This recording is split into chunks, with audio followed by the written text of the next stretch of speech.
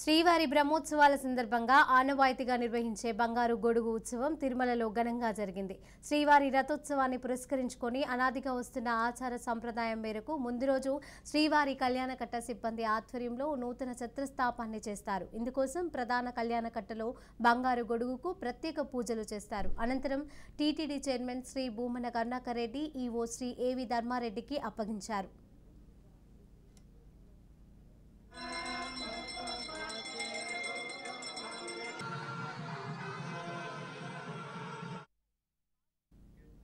తిరుమలలో మొట్టమొదటి మంగళకట్టను ఏర్పాటు చేసి యాత్రికులకు తలనీలాలు సమర్పించుకునే వసతి కల్పించిన పంతులు గారి వంశస్థులు వంశపారపర్యంగా శ్రీవారి రథానికి గొడుగు సమర్పించడం ఎంతో కాలంగా ఆచారంగా వస్తుందన్నారు. శ్రీకృష్ణదేవరాయల కాలంలో ప్రారంభమైన ఆ ఆచారం ఆ తర్వాత మహాంతుల పాలనలో కూడా కొనసాగిందని చెప్పారు.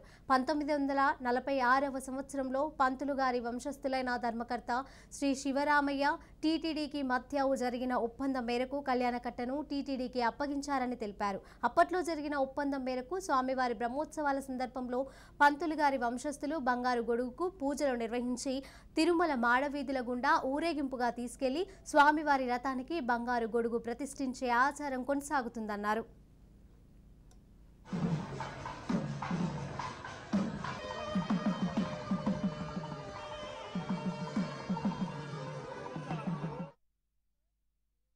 రాయల చక్రవర్తి కాలం నుండి ఆచారంగా శ్రీవారికి బ్రహ్మోత్సవాలలో 4 మాడ వీధులలో తిరిగేటువంటి స్వామివారి తేరుకు పంతులు అని నాయి బ్రాహ్మణ మహావ్యక్తి ఆ రోజుల్లో శ్రీకృష్ణదేవరాయలు గారికి సపర్యలు చేయటమే కాకుండా ఆరోగ్యపరంగా ఇక్కడ వాళ్ళు చేస్తున్నటువంటి దైవ సేవకు చక్రవర్తే వారిని అనువంశిక కళ్యాణకట్టను నిర్వహించమని ఆదేశించటము పరంపరగా వస్తున్నటువంటి ఆ సాంప్రదాయంలో శివరామయ్య గారు ఆ తర్వాత మహంతు కాలం నాడు కూడా కొనసాగినటువంటి సాంప్రదాయము. ఆ తర్వాత చాలా సంవత్సరాలు శివరామయ్య వారి పుత్రుడు రామనాథం గత 39 సంవత్సరాలుగా స్వామివారి తేరుకు బంగారు రథాన్ని సమర్పించటం జరుగుతున్నది. అతి దీర్ఘకాలం రామనాథం గారు బంగారు గొడుగుల్ని తేరుకు సమర్పించటం అనేది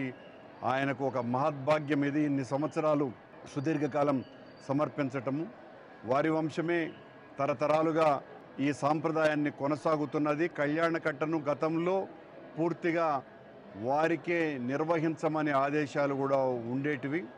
తరువాత అనేక పద్ధతులు తిరుమల తిరుపతి దేవస్థానంలో రావటము, అలాగే పోటీగా 50 ఏళ్ల క్రితం నా చిన్నతనంలో దాదాపు 10-12 కళ్యాణకట్టలు ఉండేటివి తిరుపతిలో. అవన్నింటినీ కూడా సమర్థులైనటువంటి అధికారుల పర్యవేక్షణ కారణంగా ప్రైవేటు వ్యక్తుల యొక్క కళ్యాణకట్టలన్నీ తీసివేసి దేవస్థానమే కళ్యాణకట్టను నిర్వహించేటువంటి తీరును తీసుకోవటం జరిగింది. అయినా కూడా మిరాసిగా వస్తున్నటువంటి ఈ సాంప్రదాయాన్ని కొనసాగిస్తూ రామనాథం కుటుంబీకులకు ఆ అవకాశాన్ని కల్పించటం జరిగింది. ఈ రోజున రామనాథం ఆధ్వర్యంలో బంగారు గొడుగును ఇవ్వటం జరుగుతున్నది.